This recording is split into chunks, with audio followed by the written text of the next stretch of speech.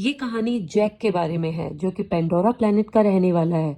वो अपनी वाइफ और बच्चों के साथ बहुत खुश था और उसके बच्चों के अलावा उसके दो बच्चे अडॉप्ट किए हुए भी थे, जिसमें एक बच्ची उसकी अपनी दोस्त की होती है जो उसको पैदा करने के बाद मारी गई, और एक और बच्चा है जो कि इंसानी बच्चा है।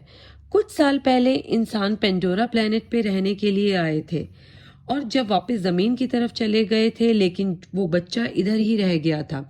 तब से वो बच्चा जैक के साथ ही रहता है। सब बच्चे आपस में बहुत खेलते और एक दूसरे का काफी ख्याल भी रखते। जैक अपने सब बच्चों को सब सिखाता, जैसे तीर चलाना, मछली पकड़ना और भी बहुत कुछ। वो सब बहुत खुश होते, लेकिन एक रात जैक और उसकी वाइफ आसमान में एक चमकता तारा देखते हैं और वो तारा धीरे धीरे करीब आता है। तब पता चलता है कि ये तो इंसानों की स्पेसशिप है। इंसान फिर से एक बार उनकी प्यारी दुनिया में रहने के लिए आ रहे होते हैं। स्पेसशिप से निकलने वाली आग से जंगल में आग लग जाती है और बहुत से जानवर मारे जाते हैं और बहुत नुकसान भी हो जाता है। उस स्पेसशिप से काफी सारे इंसान निकलते हैं जो कि बड़े बड़े रॉबोट में बैठे हुए होते हैं, और बहुत सारी गाड़ियां भी स्पेसशिप में से निकलती हैं जो रास्ते में आने वाली सभी चीजों को कुचल रही होती हैं। जबकि जैक और उसकी वाइफ के पास इस तबाही को देख के रोने के अलावा कुछ भी नहीं बचता। वो सोचते हैं कि आखिर इंसान कब इंसान बनेंगे। तभी लैब का सीन दिखाते हैं जहां एक नीले रंग का इंसान बिल्कुल जैक की शक्ल जैसा लग रहा होता है। वो एकदम बेकाबू हो जाता है और आसपास के लोगों को मारने लगता है। उसके साथी उसको कंट्रोल करते हुए बताते हैं कि आप हमारे कर्नल हैं और आप एक इंसान ही हैं। हमने आपको मरने के बाद मॉडर्न टेक्नोलॉजी से एक ऐसी बॉडी दी है जिससे आप पेंडोरा प्लेनेट पे जिंदा रह सकेंगे। आप दिखने में इस प्लेनेट के ही लगेंगे, आपको फिक्र करने की कोई जरूरत नहीं है। इसी तरह कई इंसानों को ऐसी बॉडी दी गई है। दूसरी तरफ जैक और उसके साथी इंसानों की ट्रेन को रोकने की कोशिश करते हैं जिसमें उनके हथियार और खाना के सामान जा रहा होता है। ये लोग खुद उड़ने वाले क्रिएचर्स पर थे और इंसानों के हेलीकॉप्टर्स को तबाह करने के बाद उनका सामान लूट लेते हैं। जब कर्नल को इस होने वाले नुकसान का पता चलता है तो वो जैक को मारने का प्लान करता है, क्योंकि जैक ही नावी लोगों का लीडर है। जैक और उसकी तरह दिखने वाले लोगों को नावी कहा जाता है। ये सभी वो लोग हैं जो जंगलों में रहते हैं और इन्होंने ही ट्रेन पे अटैक भी किया था। तब कर्नल की सीनियर ऑफिसर उसको बताती है कि हमने जब भी जैक के जंगल में अपने जहाज भेजे तब उड़ने वाले क्रिएचर्स ने उन्हें हमेशा तबाह कर दिया। अब तुम ही हमारी उम्मीद हो जो कुछ कर सकते हो। तब कर्नल जंगल में अपने कुछ साथियों के साथ पैदल जाता है जहां पर जैक के बच्चे खेल रहे थे। वो अपनी तरफ इंसानों को आता देख जैक को बताते हैं। उसी समय इंसान एक बच्चे को पकड़ लेते हैं। उसी समय जैक की वाइफ वहां पहुंच जाती है और लड़ाई शुरू हो जाती है। जैक की वाइफ अपने बाकी बच्चों को तो बचा लेती है, लेकिन कर्नल उसके उस बेटे को उठा के अपने साथ ले जाता है जो इंसानी शक्ल वाला बच्चा था। जैक की वाइफ इस बात से परेशान थी। जैक कहता है कि हमें यह जंगल छोड़ के जाना होगा क्योंकि मैं यहाँ का लीडर हूँ और वो कर्नल मेरे पीछे है। जब पहले इंसान यहाँ आए थे तब मैंने ही कर्नल को मारा था। अब वो नीलैंजन्स एविटोर में जिंदा होके वापस आया है और मुझे मारना चाहता है। अगर मैं और मेरी फैमिली यहाँ से चली गई तो हम अपने बाकी के लोगों की जान बचा सकेंगे, क्योंकि हमारे पकड़े जाने वाला बच्चा जल्द ही हमारी लोकेशन बता देगा और इंसान यहाँ तक पहुंच जाएंगे। जैक की वाइफ जाना तो नहीं चाहती थी, लेकिन आखिरकार मान ही जाती है। दूसरी तरफ इंसान जैक के बच्चे पर जुल्म कर करके उसके घर का पता पूछ रहे होते हैं, लेकिन वो हिम्मत करता है और कुछ भी नहीं बोलता। तभी कर्नल आकर उनको रोकते हैं और बोलते हैं ये इंसान है और हमें इनसे इंसानों की तरह ही बात करेंगे। तब कर्नल उस बच्चे की तरफ दोस्ती का हाथ बढ़ाकर कहता है कि मैं तुम्हारा असली फादर हूँ। आखिरी बार जब मैं इस प्लेनेट पर आया था तो तुम्हें जानबूझकर यहाँ पर छोड़कर गया था, क्योंकि मैं साथ तुम्हें लेकर नहीं जाना चाहता था। लेकिन अब मुझे एहसास है और मैं तुम्हें वापस ले जाऊंगा। और वो मासूम बच्चा मान जाता है कि ठीक है, मैं आपको जगह दिखा दूंगा। दूसरी तरफ जैक और उसकी फैमिली अपने कबीले को छोड़कर अपने उड़ने वाले क्रिएचर्स पर बैठ के बहुत दूर चले जाते हैं, जिससे उन्हें दूर रहने को नया ठिकाना मिले और वो शांति से रह सकें। ये लोग पानी के पास रहने वाले नाविक के पास पहुंचते हैं। यहाँ के लोग होते तो पेंडोरा प्लेनेट के ही हैं, पर दिखने में हरे रंग के होते हैं। पानी में रहने वाले नाविक शुरू में इनका मजाक बनाते हैं, जैसे कि वो बोलते हैं कि इनकी दुम पतली है, इनकी बाजू पतली है और भी बहुत कुछ। तभी पानी में रहने वाले लोगों का लीडर आता है और कहता है तुम जंगल में रहने वाले लोग हो, यहाँ पानी के पास तुम्हारी कोई जरूरत नहीं है। तुम्हें नहीं पता कि पानी में कैसे सरवाइव करना है। लेकिन जैक जवाब में कहता है कि हम बहुत जल्द ही सब कुछ सीख जाएंगे। मुझे अपनी फैमिली की सुरक्षा के लिए आप लोगों की जरूरत है। ये देख पानी का नावी लीडर मान जाता है और उनको रहने की इजाजत भी दे देता है। अगले दिन जैक के बच्चों को वहाँ के रहने वाले बच्चे घुमा रहे होते हैं। तब जैक का बेटा अपनी बालों वाली चुटिया वहाँ के एक क्रिएचर से जोड़ता है। वो बहुत तेजी से पानी के अंदर तैरता है और गिर जाता है और वहाँ के सब लोग हंसने लगते हैं।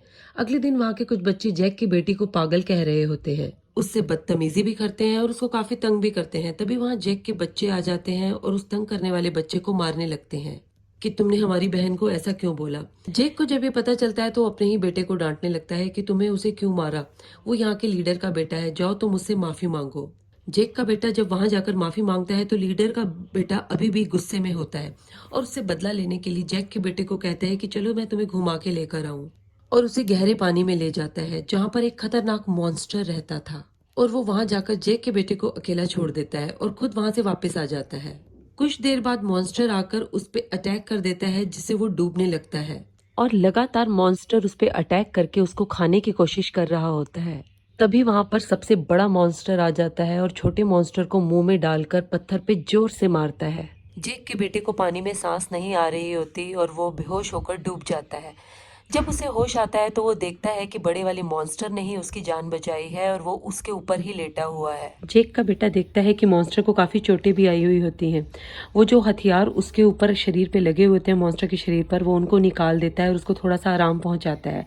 मॉन्स्टर और जैक के बेटे में काफी अच्छी दोस्ती हो जाती है और मॉन्स्टर जैक के बेटे को उसके घर तक पहुंचा देता है। पानी वाले नाविक लीडर को जब यह पता चलता है कि उसके बेटे की वजह से ही जैक का बेटा प्रॉब्लम में आया था तो वो अपने बेटे को पनिशमेंट देने के लिए नीचे बिठाता है, लेकिन उसी समय जैक का बेटा कह देता है कि नहीं, इसकी कोई गलती नहीं है, पानी के अंदर जाने का आइडिया मेरा ही था। इस बात पर नाविक के बेटे को बड़ी शर्मिंदगी महसूस होती है कि जैक के बेटे ने मुझे बचाया। उसके बाद से वो दोनों दोस्त हो जाते हैं।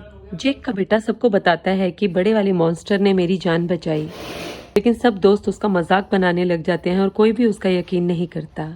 लेकिन अगले दिन जैक फिर से बड़े वाले मॉन्स्टर के पास जाता है और दोनों खूब एंजॉय करते हैं। वो दोनों आपस में बहुत खेलते हैं, जबकि कर्नल जैक की तलाश में अभी तक फिर रहा था जंगलों में।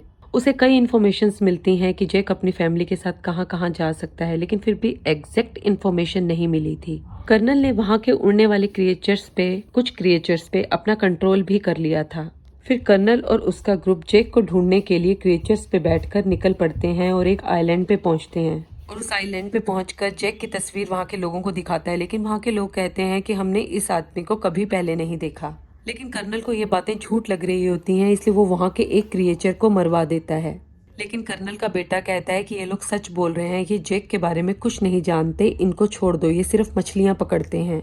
कर्नल अपने बेटे की बात मान लेता है, फिर भी वो जालिम इंसान वहां से जाने से पहले वहां पर आग लगवा देता है और उनकी रहने की सारी जगह जलवा देता है और जगह जगह जाके लोगों को मारने लगता है और जैक के बारे में पूछता है। इसी तरह ये इंसान पानी वाले एक क्रिएचर को देखते हैं, उस पर मिसाइल से अटैक करते हैं, इसी अल्ट्रासोनिक गन से भी अटैक करते हैं, जिससे वो मॉन्स्टर इन इंसानों पर अटैक ही नहीं कर पाता। वो बेचारा मॉन्स्टर अपने छोटे से बच्चे के साथ वहां पर तैर रहा होता है, जिसने इंसानों का कभी कुछ नहीं बिगाड़ा था, और अब वो दर्द से तड़प रहा होता है और आखिर दर्द से तड़प तड़प कर मर जाता है। उसका छोटा सा बच्चा वहीं इर्द गिर्द घूम घूम कर उसको आवाजें दे रहा होता है और इंसान खुशी में वहां पर तालियां बजा रहे होते हैं कि हम अपने मिशन में कामयाब हो गए।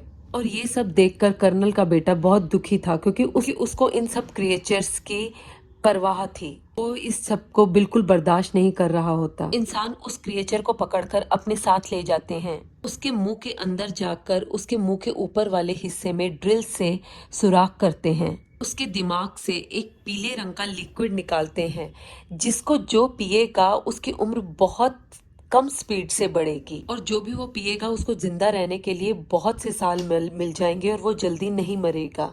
उस लिक्विड की कीमत भी करोड़ों में है और उसको ये बेचकर बहुत पैसा कमाना चाहते थे। अगले दिन उस मरने वाले मॉन्स्टर क्रिएचर को वो नावी लोग देख लेते हैं और जैक को बुरा भला कहने लग जाते हैं कि तुम्हारी वजह से इंसान यहाँ तक पहुँच गए और अब हमारे क्रिएचर्स को मार रहे हैं। ग्रीन नावी लीडर कहता है कि अब हम इंसानों से मुकाबला करेंगे। जैक का बेटा बड़े वाले मॉन्स्टर से एक बार मिलने के लिए फिर जाता है।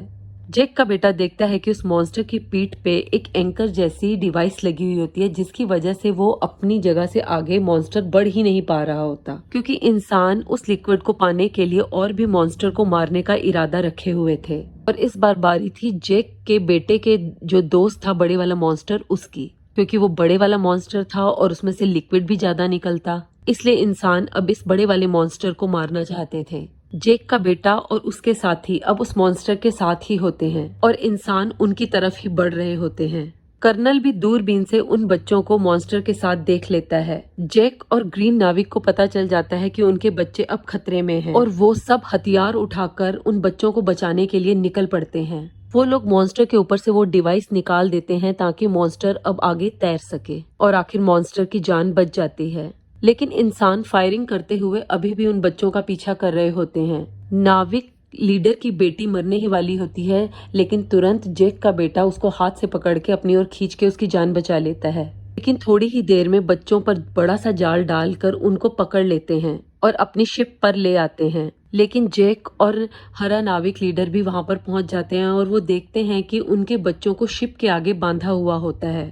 कर्नल कहता है कि अगर तुम बच्चों की जान बचाना चाहते हो तो जेक तुम शिप पर अकेले आओगे। जेक बच्चों को बचाने के लिए अकेला शिप पर जाने का फैसला करता है, लेकिन तभी बड़े वाला मॉन्स्टर जो कि जेक के बेटे का दोस्त था वो पानी के नीचे से आकर एकदम से शिप के ऊपर आ जाता है और वहां खड़े इंसानों को मारने लग जाता है और शिप पर सब कुछ तबाह कर रहा होता है। ये देखकर जेक और लीडर को भी मौका मिल जाता है और वो इंसानों पर हमला कर देते हैं। इंसानों और नावी लोगों के बीच अब काफी लड़ाई हो रही होती है। कई इंसान भी मारे जाते हैं और कई नावी लोग भी मारे जाते हैं। जेक बच्चों के पास आकर उनको छुड़वा लेता है और जेक के बच्चे अपने अडॉप्टेड भाई को भी देख लेते हैं और उसको भी बचाकर ले आते हैं। लेकिन उसी दौरान जेक का एक बेटा मारा जाता है, लेकिन उसकी माँ अपने ऊपर काबू नहीं पा पाती और चिल्ला चिल्ला कर रोने लगती है। जेक के दो बच्चे फिर से कर्नल ने पकड़ लिए होते हैं। कर्नल यही सोच रहा होता है कि जेक अब इनको बचाने आएगा और उसी समय मैं उसको मार दूंगा। जेक बड़ी खामोशी से आकर वहां पर धमाका करता है, जिससे चारों तरफ आग ही आग हो जाती है। मौका देखकर कर्नल जेक की बेटी के गर्दन पर चाकू रख देता है और सबको हथियार फेंकने को कहता है। लेकिन उसी समय जेक की वाइफ आकर कर्नल के बेटे की ही गर्दन पर चाकू रख देती है, जिसे देखकर कर्नल को उसकी बेटी को छोड़ना पड़ जाता है। तब वहां जेक और कर्नल की हैंड टू हैंड लड़ाई होती है और जिस लड़ाई में जेक गर्दन दबाकर कर्नल को मार देता है। कर्नल डूबने लग जाता है पानी में, लेकिन कर्नल का बेटा उसको फटाफट पानी में से निकालकर बचाने की कोशिश करता है, क्योंकि कर्नल ने उसकी जान बचाई थी तो जब जेक की वाइफ ने उसकी गर्दन पर चाकू रखा हुआ था। कर्नल उसको कहता है कि आओ बेटे मेरे पास आओ, लेकिन वो मना कर देता है और जेक के पास ही वापस चला जाता है। उसके बाद जेक अपने मरे हुए बेटे को पानी में ही दफना देता है और तब जेक सोचने लग जाता है जब वो बच्चा पैदा हुआ था, छोटे से बच्चे को उसने जब हाथ में उठाया था और आज अपने उन्हीं हाथों से वो उस बच्चे को दफना रहा होता है। और बस यही कहानी का एंड हो जाता है।